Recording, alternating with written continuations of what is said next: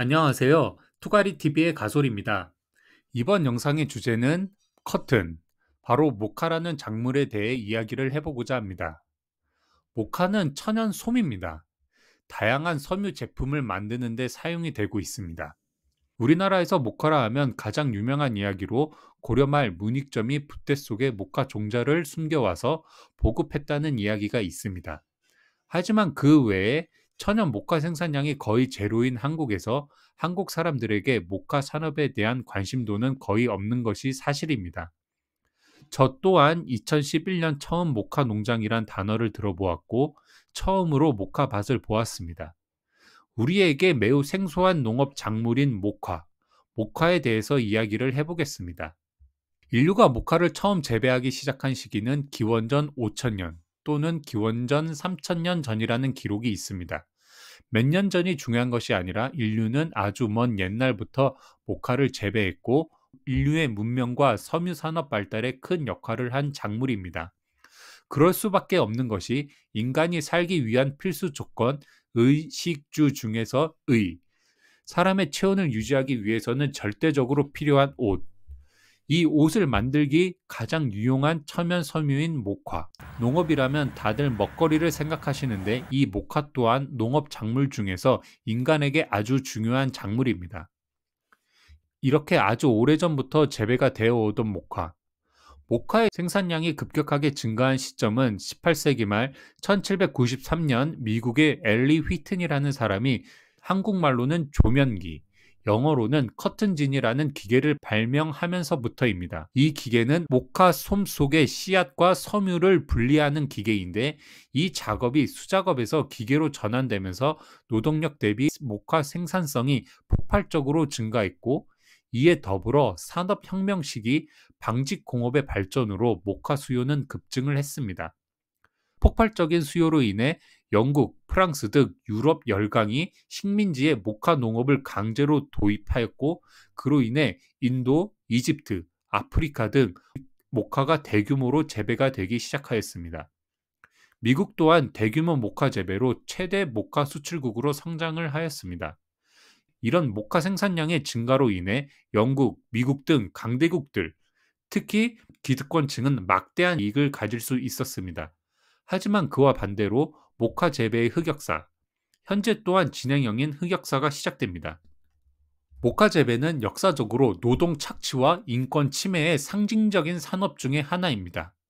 당시 식민지에서 이루어지는 강제 노동, 미국 같은 경우 흑인 노예들의 노역, 그리고 몇몇 아시아 국가와 아프리카 일부 지역에서 현재까지도 일어나고 있는 아동 노동의 사례, 거기에 대표적으로 물을 많이 소비하는 작물 중 하나인 모카, 그로 인한 환경 문제와 수자원 고갈 문제는 오랫동안 논란이 되어 오고 있습니다. 그럼 모카는 어떻게 자라길래 이렇게 논란이 많이 되는지 좀 더 자세히 알아보도록 하겠습니다. 먼저 첫 번째 문제로 노동 착취에 대해 알아보겠습니다.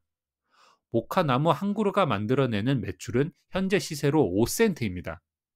한마디로 과거든 현재든 모카는 엄청난 양의 모카 나무를 심어야만 수익을 낼 수 있는 작물입니다. 지금이야 기계화가 돼서 그렇지만 기계화가 되기 전에는 수십 혹은 수백 헥타르의 면적에 사람의 손으로 직접 파종, 수확까지 했어야 했습니다. 또한 중간중간 잡초가 자라면 그 잡초 또한 손으로 다 뽑아야 했습니다. 그것도 한여름에. 기계화가 되기 전에 모카 재배, 정말 끔찍할 정도로 노동력이 많이 필요로 하기 때문에 노동 착취 문제가 있을 수밖에 없었습니다. 그리고 노동 착취의 꽃이라고 불리는 모카 수확. 모카는 대략 보통 성인 허리 높이까지 자랍니다. 그럼 바닥에서 허리 높이까지 있는 모카를 손으로 따야 합니다. 보기만 해도 허리가 끊어질 것 같습니다. 그리고 모카 솜은 부드럽지만 모카 솜이 열매에서 나오면 모카 열매 껍질은 딱딱하게 말라버립니다. 그리고 조금 날카로워집니다. 이런 상태의 열매에서 모카솜 수십억 개를 손으로 따면 손끝의 지문이 다 없어질 것입니다. 이렇듯 과거 모카는 정말 노동력이 너무 많이 필요로 한 작물로 노동 착취가 있었던 것은 분명한 사실입니다. 두 번째 논란은 농약입니다. 모든 밭이 그러하듯 모카밭 또한 잡초가 자라기 좋은 환경입니다. 잡초가 많아질 경우 가장 큰 문제는 바로 물입니다.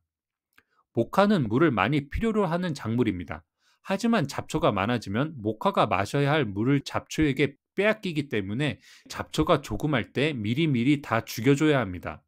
그렇기 때문에 밀, 쌀과 비교해서 제초제 사용량이 월등히 높습니다. 그리고 모카의 부드러운 잎 줄기와 재배 기간이 짧지 않기 때문에 해충 또한 살기 좋은 환경이어서 막대한 양의 살충제가 뿌려지고 있다는 것도 사실입니다. 그 결과 세계 전체 농업 경작지 중 모카밭의 비중은 2.5%이지만 전체 농약 사용 비중은 15%에서 20%일 정도로 높습니다. 작물 하나에 살포되는 농약의 양이 지구 전체에 살포되는 농업 농약의 5분의 1이라 함은 정말 심각한 문제인 것도 사실입니다. 세 번째는 물 사용량에 대한 논란입니다. 모카는 대표적으로 물을 좋아하는 작물입니다. 쌀과 쌍벽을 이룹니다. 모카 1kg을 생산하는데 7천에서 10,000리터의 물이 필요하다고 합니다. 이렇게 물을 많이 사용하면 강의 물 고갈 문제를 야기합니다. 특히 우즈베키스탄의 아라렐 고갈은 1960년대 소련에서 대규모 모카 재배를 위해 아라렐로 들어오는 물을 사용하므로 세계 4위 크기의 호수가 지금은 이렇게 모두 말라버렸습니다. 이렇게 모카는 과거 노동력, 농약, 물 사용에 있어서 문제가 많았다는 것은 분명한 사실입니다. 그렇다면 이 모카 재배 줄여야 할까요? 그 전에 여러분들은 알고 계시나요? 우리가 입고 있는 옷이 무엇으로 만들어지는지. 분명 천연 모카, 즉 천연 섬유로 만들어진 옷도 있습니다. 하지만 시중에 유통되는 저렴한 옷들의 경우는 플라스틱으로 만들어집니다. 인간은 값싸고 편리함을 위해 천연 섬유보다 더 강하고 더 저렴하며 염색도 더 잘 되는 합성 섬유를 만들었습니다. 대표적인 합성 섬유에는 폴리에스테르가 있습니다. 이 폴리에스테르는 우리가 사용하는 페트병과 같은 물질입니다. 즉, 플라스틱으로 옷이 만들어진다는 뜻입니다. 이렇게 플라스틱으로 만들어지는 섬유 제품이 전체 섬유 제품 중에 50%가 넘는다는 보고가 있습니다. 여기에서 문제는 새로 만들어지는 플라스틱 옷, 버려지는 옷들뿐만 아니라 우리가 빨래를 하면서 발생되는 미세 플라스틱의 양 또한 어마어마하다는 것입니다. 우리는 일회용품, 플라스틱 제품들만이 지구 환경에 안 좋은 영향을 주는 것이라고 생각을 하고 있습니다. 하지만 우리가 입고 있는 옷 또한 지구 환경에 매우 심각한 영향을 끼치고 있습니다. 우리가 아무리 플라스틱을 재활용한다 하더라도 폴리에스테르로 계속 옷을 만든다면 지구 환경 오염에 큰 영향을 줄 수밖에 없습니다. 그렇기 때문에 앞서 언급한 모카 재배를 줄여야 할까요? 라는 질문에 확실히 예스라고 대답하기는 어렵습니다. 그럼 저는 농업의 입장에서 앞서 언급한 모카 재배의 문제점을 해결하기 위해 어떤 노력들을 하고 있는지, 특히 호주 모카 산업이 어떤 방향으로 나아가고 있는지 조금 더 자세히 이야기를 해보도록 하겠습니다. 첫 번째, 노동 착취. 사실 저는 모카로 인한 노동 착취 문제는 거의 없다 봐도 무방하다고 생각을 하고 있습니다. 특히 호주나 미국, 브라질 같은 경우 100% 기계화이기 때문에 노동력 착취는 없다고 생각합니다. 아직 중국, 인도의 경우는 수확철에만 손으로 피킹하는 농장은 아직 존재하기는 합니다. 또한 이런 곳은 어린이들이 노동에 투입되는 경우도 있을 겁니다. 하지만 이는 그 나라의 경제 사정으로 일어나는 현상이지 모카 때문에 강도 높은 노동력에 시달린다고 말을 할 수는 없습니다. 사실 핸드피킹이 이루어지는 곳의 노동자들 또한 짧은 기간 고소득을 올릴 수 있는 작업이라 힘들어도 그들의 자발적인 선택에 의해 이루어지고 있습니다. 아이들의 열악한 환경에서의 노동 착취? 방글라데시 수도 다카에만 8,000개가 넘는 의류 공장이 있고 방글라데시의 의류 산업에 종사하는 사람의 수가 400만 명이 넘는다고 합니다. 대부분 플라스틱이 원료인 합성 섬유로 옷을 만드는 공장인데 현대 시대에는 오히려 이런 곳에서 더 노동 착취가 일어날 것입니다. 두 번째는 농약 문제입니다. 농업에 있어서 어느 작물이든 농약 문제에 대해서 자유로울 수는 없습니다. 하지만 농부, 그리고 국가 농업 정책에 따라서 농약 문제는 더 커질 수도 있고 작아질 수도 있다고 생각합니다. 기본적으로 현재 모카밭은 모카의 키가 작을 때는 최대한 제초제를 사용하지 않고 컬티베이터라는 기계를 이용해 작물과 작물 사이 밭의 표면만을 얇게 갈아 엎어 잡초를 제거합니다. 하지만 모카가 커진 상태에서는 컬티베이터 기계가 모카에 상처를 주기 때문에 제초제를 사용합니다. 모카에 가장 많이 사용되는 제초제는 라운드업이라는 모카는 안 죽이고 잡초만 죽이는 제초제입니다. 아무리 많은 양을 뿌려도 모카는 죽지 않습니다. 호주의 경우 2리터의 제초제로 1헥타르를 커버할 수 있습니다. 하지만 권장 사용량보다 많은 양을 계속 뿌린다거나 너무 라운드업 한 가지 제초제만으로 잡초를 관리하면 잡초들도 내성이 생기기 때문에 잡초 상태에 따라 살포량을 조절해야 합니다. 이는 전적으로 농민의 선택입니다. 이 부분에서 미국과 호주 모카 농장의 차이가 있습니다. 미국은 농업에 관해서 호주에 비해 매우 관대한 정책을 가지고 있습니다. 농민에게 지원도 많이 하고 있고요. 돈만 되면 환경 그런 거 상관 안 하고 뭐든지 그냥 합니다. 그 결과 과도한 제초제 사용으로 현재 미국은 긴 이삭바름이라는 잡초 때문에 골치입니다. 라운드업 제초제의 주 성분인 글리포세이트라는 화학 물질은 세계적으로 가장 많이 사용되는 제초제 성분 중 하나인데 미국의 경우 무분별한 사용으로 글리포세이트라는 제초제 성분이 더 이상 긴 이삭바름이라는 잡초를 죽이지 못합니다. 때문에 경제적 손실이 엄청 날 수밖에 없습니다.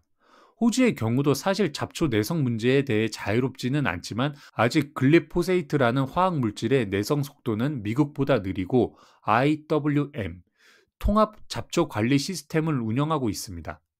말이 거창할 뿐 그냥 기계적으로도 잡초 관리도 하고 여러 종류의 제초제도 같이 사용하고 밭에 휴경도 하는 등 농민들 스스로 자발적으로 잡초 관리에 힘쓰자는 캠페인입니다.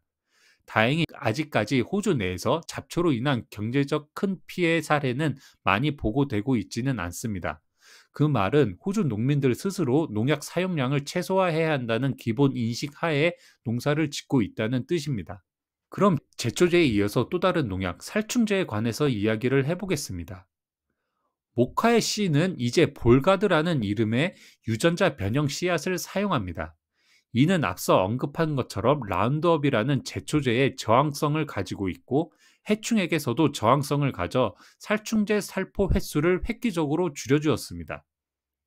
이 볼가드 씨앗 전에는 한 시즌당 살충제를 최소 10회 이상을 살포했다고 합니다. 하지만 볼가드라는 해충에 강한 씨앗이 개발되면서 살충제 살포 횟수는 2에서 3회 혹은 아예 한 번도 뿌리지 않는 시즌이 있을 정도로 획기적으로 살충제 사용량이 줄었습니다. 그렇다면 살충제 문제가 모두 해결된 것일까요? 하지만 사람보다 더 똑똑한 자연의 섭리가 있습니다. 예를 들어 볼가드라는 해충의 저항성을 가지는 모카만 심는다고 가정을 하겠습니다. 그렇다면 일단 해충들의 숫자는 줄기는 하겠지만 언젠가는 이 해충들도 볼가드 씨앗의 저항을 가질 것입니다. 저항을 가지는 해충이 늘어난다면 볼가드 씨앗 또한 살충제 살포 횟수가 다시 5에서 8회, 8회에서 10회로 증가할 것입니다. 그래서 저항을 가지는 해충들을 막기 위해 볼가드 씨앗을 사용하는 농장은 의무적으로 5에서 10%의 면적에 비유전자 변형 씨앗으로 모카를 심어야 합니다. 이 비유전자 변형 씨앗을 심는 공간을 레퓨지 에리아라고 합니다. 비유전자 변형 씨앗을 심으면 그냥 저항성이 0인 보통 해충이 자라게 됩니다. 거기에 반해 볼가드에는 저항성 10을 가지는 해충이 자라게 됩니다. 아막 볼가드만 심는다면 저항성 10을 가지는 해충끼리 교배를 해 저항성이 10 혹은 20인 새끼 해충까지 나올 수가 있습니다. 하지만 비유전자 변형 씨앗에서 나온 저항성 0 해충과 볼가드의 저항성 10인 해충이 교배를 하면 저항성이 5, 4 혹은 7인 새끼 해충들이 나오게 됩니다. 분명 저항성을 0으로 만들지는 못합니다. 하지만 이로 인해 저항성 해충의 증가 속도를 획기적으로 늦출 수 있습니다. 하지만 이렇게 레퓨지 에리아에서 자라는 비유전자 변형 모카의 재배 목적은 저항성 0인 해충을 만들기 위함이라 모카의 생산량이 많이 떨어집니다. 농부들은 저항성 해충을 위해 금전적 손해를 감수하더라도 의무적으로 레퓨지 에리아 규정을 따르고 있습니다. 세 번째, 물 사용 문제입니다. 모카는 쌀과 더불어 대표적으로 물을 많이 소비하는 작물입니다. 이는 현재 모든 모카 산업에 종사하는 사람들 또한 인정하고 사용량을 줄이기 위해 노력하고 있습니다. 먼저 선진 농업 시스템으로 모카 생산을 하는 곳이라면 미국, 호주, 브라질이라고 할 수 있는데 이 나라들은 물을 마음대로 모카밭에 사용할 수가 없습니다. 다들 정부 컨트롤 하에 농업 용수를 사용하기 때문에 과거처럼 무분별하게 물을 사용할 수가 없습니다. 특히 호주는 아예 물 사용권을 돈 주고 사야 하고 거기에 더해 사용한 만큼 또 물값을 내야 하기 때문에 호주에서 농업 용수를 아끼는 것은 너무나도 당연한 이야기이고 어떻게 하면 물 사용량을 줄일지 고민을 하고 있습니다. 그리고 현재는 최대한 물 사용량을 줄이고 노동력을 줄이기 위해 피벗 스프레이어, 드리핑 이리게이션 등 최상의 물 효율을 위해 다양한 방법으로 농민, 엔지니어들이 노력을 하고 있습니다. 그 결과 호주는 세계에서 물 사용량 대비 가장 많은 모카를 생산하는 나라가 되었습니다. 이렇듯 정도의 차이는 있겠지만 대부분의 모카 농장은 모카 재배로 인한 환경 문제, 노동력 문제 해결을 위해 노력을 해왔고 특히 노동력은 극히 일부 지역을 제외하고는 모두 해결이 되었다 보아도 무관합니다. 환경 문제. 모카를 필요로 하는 인간이 존재하는 이상 모카로 인한 환경 문제를 100% 해결하는 것은 절대적으로 불가능합니다. 하지만 계속 조금씩 환경에 입히는 피해를 줄이기 위해 노력을 하고 있습니다. 호주 이야기를 조금 더 해보면 사실 호주에서 모카 농장을 운영한다? 엄청난 재력을 가진 사람들입니다.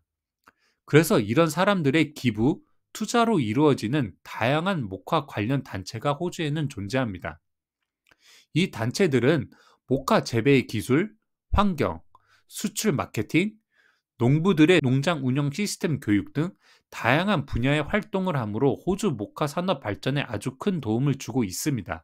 다시 말해 밭에서 일은 농부들이 그리고 밭 밖에서 일하는 각 분야의 전문가들과 서로 조화를 이루며 발전하였습니다.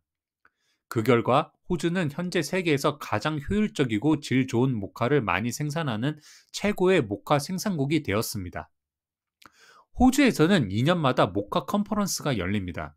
호주 전역에서 모카 산업에 종사하는 농부, 농기계 전문가, 품종 개발자, 수출업자 등 다양한 사람들이 모여 모카에 관한 정보를 교환하는 호주에서 가장 큰 모카 행사입니다. 저도 최근에 컨퍼런스에 참여를 했는데 거기서 들은 인상적인 이야기 하나를 소개시켜 드리겠습니다. We talked about in the US, when we talk about Barbie, we had this. But over here, we got a little bit different section when we talk about a Barbie. But 2 years later, the world has changed. And even Australia, I love the innovation because today, Barbie in the United States is still this. But through innovation in Australia, you've been able to be smart enough to give us this. So we can see how advanced this country is going forward. 밥이라 함은 바비 인형을 말합니다. 과거 호주에서 밥이라 함은 발음이 비슷한 바베큐를 떠올렸습니다. 그만큼 호주는 모카 산업에 있어서 미국에 뒤처져 있었다는 뜻입니다. 하지만 현재 밥이라는 단어, 미국은 아직도 옛 디자인의 바비 인형입니다. 그에 반해 호주는 더 세련된 디자인의 바비 인형으로 비유됩니다. 그 뜻은 미국 모카 산업은 제자리, 호주는 계속 발전해 나가기 위해서 노력하고 그에 따른 결과 또한 만들어냈다고 볼 수 있습니다. 앞서 언급한 것처럼 미국 농업은 과도한 제초제 사용으로 미국 내 잡초들의 내성이 강해졌습니다. 물 사용 효율 또한 좋지 않습니다. 20세기 초반부터 20세기 후반까지 모카 재배하면 미국은 최강이었습니다. 호주 또한 처음에는 미국으로부터 모카 재배를 배웠습니다. 하지만 지금은 반대 상황이 되었습니다. 겉으로는 아직도 미국은 농업 대국으로 보입니다.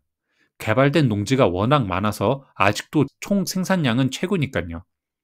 하지만 내면을 들여다보면 이제 미국 농민들에게 크게 배울 것은 없습니다. 노력을 안 하니까요. 미국 농부들이 이렇게 된 가장 큰 이유로는 저는 과도한 보조금 정책 때문이라고 생각합니다. 작물 생산량이 줄어도 나라에서 보조를 해주는데 굳이 뭐하러 열심히 일을 하겠습니까? 저라도 설렁설렁합니다. 1960년대부터 대규모로 모카 재배를 시작한 호주. 보조금도 없고 물도 별로 없는 호주라는 나라가 어떻게 최강 미국을 앞서는 최강 모카 생산국이 되었을까요? 그리고 농부라 함은 기본적으로 일을 열심히 하는 하드워커들입니다. 보조금이 일시적으로 농부들의 경제적 부담을 덜어줄 수는 있습니다. 하지만 그와 동시에 농민들의 열정, 노력하고자 하는 의지 또한 파괴시켜버립니다. 우리는 이 보조금의 양면성의 무서움을 알고 잘 사용해야 합니다. 모카는 더운 지역, 그리고 물이 많은 곳에 자라는 대표적인 여름 작물입니다. 그리고 수익성을 비교해서 모카는 야채, 과일보다는 수익성이 낮지만 쌀, 밀, 옥수수 등 곡물보다는 수익성이 높은 작물입니다. 또한 모카는 쌀처럼 한여름 장마철에 침수 피해를 보더라도 분명 생산량에는 영향을 끼치지만 콩처럼 모두 썩지도 않습니다. 충분히 일정 수준 이상의 생산량을 유지할 수가 있습니다. 그 뜻은 충분히 한 번쯤 한국에서 모카 재배에 관해 쌀 대체 작물로 생각 정도는 해볼 수 있지 않을까 하는 개인적인 의견이 있습니다. 이번 영상은 모카라는 작물에 대해 이야기를 해보았습니다. 어떻게 보셨나요? 관심 있게 보셨다면 구독과 좋아요, 알림 설정 부탁드립니다. 도와주십시오!